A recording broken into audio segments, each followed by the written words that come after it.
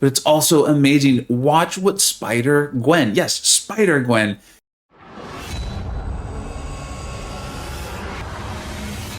Welcome back to the channel. All right, it's time for my first war back in Tier 1 war with SSX. I am so excited. The war plans came out, and I even got to start my first war with America Chavez, my girl, Kate Bishop, and Iron Man, OG, Tony Stark. You know how much I love him. Now, there's a really cool synergy in there with America Chavez, Kate Bishop. Haven't had a lot of chance to talk about it. When it comes up, I will talk about it with you, let you know it's not game-changing because America could do these fights without it, but boy, does it help and it make a difference.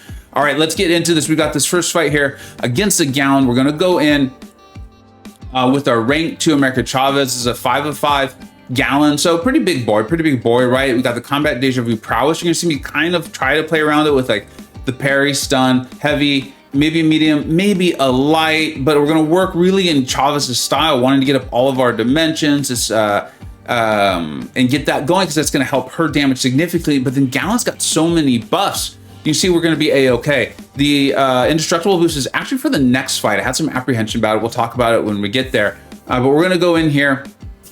See, here's the interesting thing about Battlegrounds is one of the many interesting things is I've done this fight so many times in Battlegrounds. I've done some version of this, and if I start to take any damage back or anything like that, I'll just use my SP2 to heal it back. So you can see a little messed up evade there, but we're hitting so absolutely hard because Galan has so many buffs. I felt confident that that special was going to kill him, which it did. And it does because Chavez is an absolute monster. As soon as that buff, I got to test that buff, I was like, I think we got ourselves an absolute difference maker in this game and the two modes I enjoy most, which is Battlegrounds and War. A rank 5 Galan down in 20 seconds. 20 seconds. All right, it's gonna get better. Here we go. We are onto this node here against this APOC. We got this aggression prowess. That's not the one I was too worried about, but this one here, this insurance policy, combat power rate.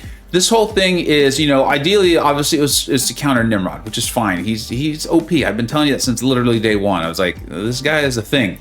Against not only mutants, but prowess. Now, the flourish buff was what I was really concerned about. Got a little advice from Better Steel. He's the one, the battle group leader who messaged me. And he's like, just get your SP2, you know, let that turn you into your arc reactor with Tony, get that going, and then just see how it feels, how it's going. Use your SP1 if you want those armor breaks, and we'll go from there. Now, you know, I did the video on rank 5 Iron Man. Once I took him to rank 5, I really started to get into him. I felt like he was very, very well suited for his target matchups. And then all these like little extra things that I saw was a bit like maybe superfluous or extras I didn't want or need. I was like, okay, that's cool. They're not the main piece of the puzzle, right? They're just these extra things that come up, and he's strong enough where you want him to be strong. Like, watch this here. Yeah, I did go ahead and go for the parry pause. I had practiced it, and I felt good getting at least one parry pause. And you can see that pause in the upper left-hand corner there, which is going to pause my armor ups.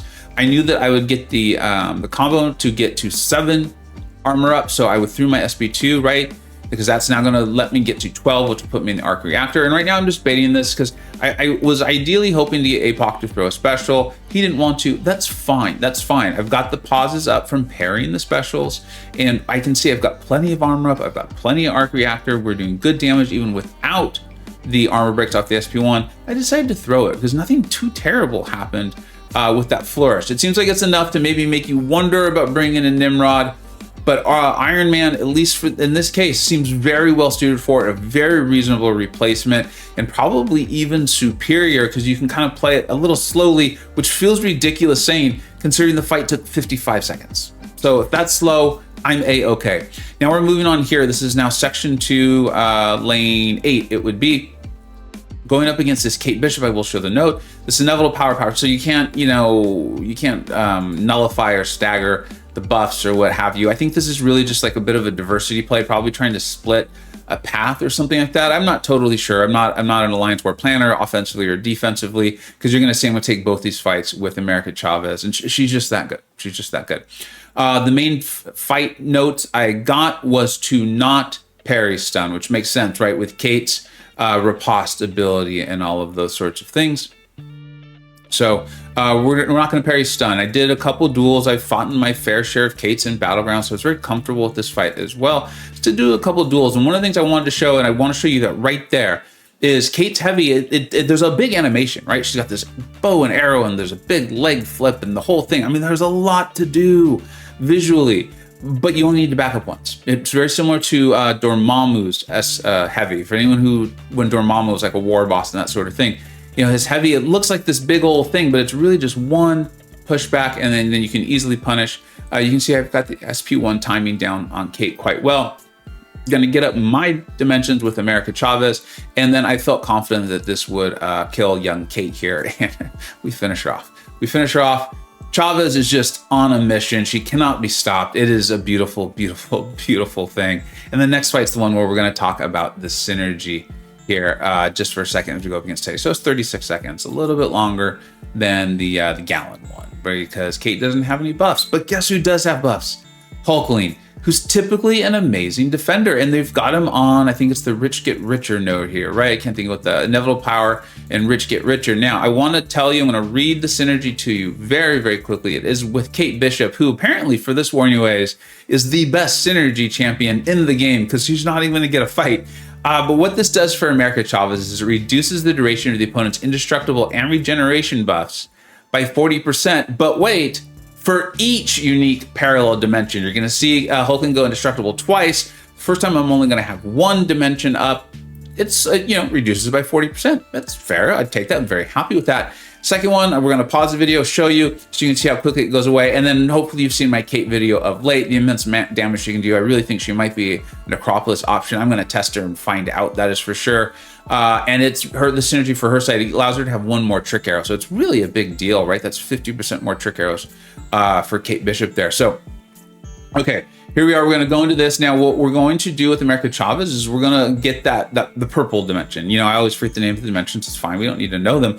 But that's the one that's going to eventually allow us to even reverse the power gains. I want to get up multiple diverse dimensions when I can, especially if we're getting closer to ending Teddy here, because it's going to help me with that synergy, right? I don't need to pay as much attention to his indestructible. You can see it was quicker there. It wasn't super fast, but it was quicker. I'm used to fighting Hulkling without the synergy, but having it sure is darn nice. So we're going in, we canceled that heavy off the first hit. So we now have two of our dimensions up. And now I know if he goes indestructible, it's going to be very, very fast. We're going to be able, he's got 50% health. This is a rank 5 ascended Hulkling, but we're hitting so hard. I know America Chavez.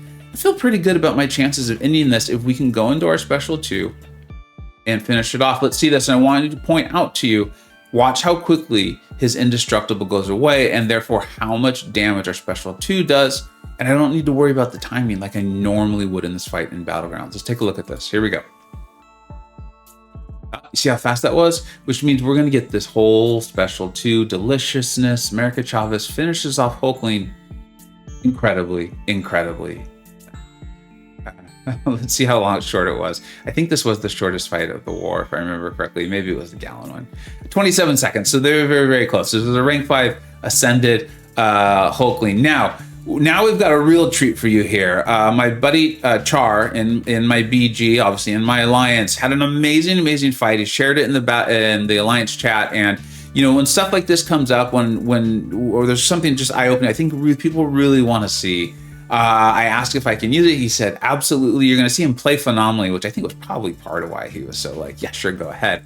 But it's also amazing. Watch what Spider-Gwen, yes, Spider-Gwen can do. Now he's got the synergy with Penny Parker. So that's going to allow her to start with 4 for Spider Sense charges, I believe they're called. So it kind of makes the ramp a little bit quicker, but you know, you could do this. And he said he did it last season without Penny Parker. So I'm really excited about her coming to 7-star. He added the 6 there. So you can see he gets parried there. That's fine. That's fine. We all make mistakes. It is what it is. Watch how well he gets the timing here on these intercepts. This is obviously an ebb and flow intercept node, which is also going to be difficult because it's going to remove all the debuffs off of Sasquatch. So he's got to play around that. And then remember, yes, Spider-Gwen is tactic and that is helping. However, he's landing his heavy attack, which is getting up that slow, which will help you against these awakened Sasquatches. And then keep in mind, Sassy's got a lot of health. This looks like it's probably a rank 2. And yeah, the node is helping, but it's also hurting. So you have to keep that in mind too. This made me very, very excited about hopefully pulling my own Spider-Gwen, especially now that Penny Parker is coming as a 7-star. I like Penny anyway, and she's going to be very, very meaningful, I think, for champions like Spider-Gwen. Spider-Ham, not as much. He's so good on his own anyway. And then definitely Mysterio. Thank you, Char, for letting me have access to this fight. I think people are really going to see it. I know there's a lot of people who really like Spider-Gwen. You tell me in my videos, in the comments, and I appreciate it. But it was so cool to see this play out in a war between two Tier 1, top 10 Masters alliances, and Spider-Gwen is there holding down the fort at the controls. Char, thank you so much, Char. I really appreciate that. And those of you in the chat and watching the video, you're like, yeah, I knew that, Vega. I knew that. I'm the one telling you. You can take a victory lap in the comments. I think that'll be fun. You can just write victory lap.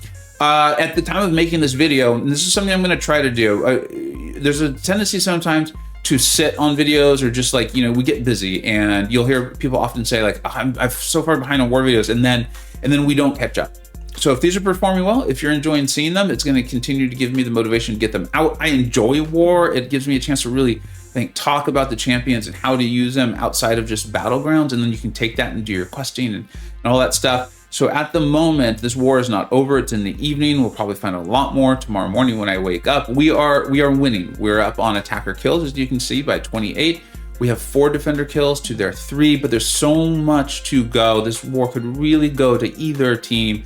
And if I've done my math correctly, they are quote unquote winning on time. Yes, we have more attacker kills at the moment, but it looks like it's taking us a little bit longer, which I think is relatively normal for SSX. At least it was 3 or 4 or 5 or 6 seasons ago when I was here for a long time. I will very quickly take a look at the season stats. And if you want to know the results of the war, I highly suggest you tune in for the next war video from me, or even better, if you want to know sooner, check out one of those really awesome content creators that are in the Alliance SSX. Okay, we've only had one war, and so obviously you've watched this and you know how it's going to go. I hope it's all America all the time around here. She's so phenomenal. There's so many things she can do, and she's not even tactic in here.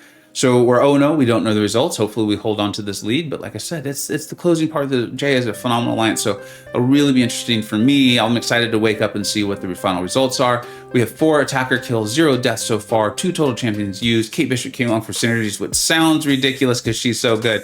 But I'm sure she'll get some action at some point. 0 boss kills, 0 defender kills. Shout out to Bitter Steel for a beautiful boss solo with Mantis against a Photon.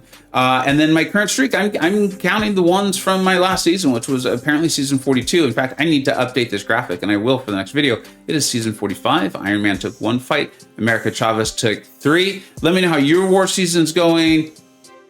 Hope you're enjoying the video. I'm excited to be back. The war map worked out very well for me so far. Small sample size, but it does seem promising as far as keeping high tier war in my life, which I am very, very excited about.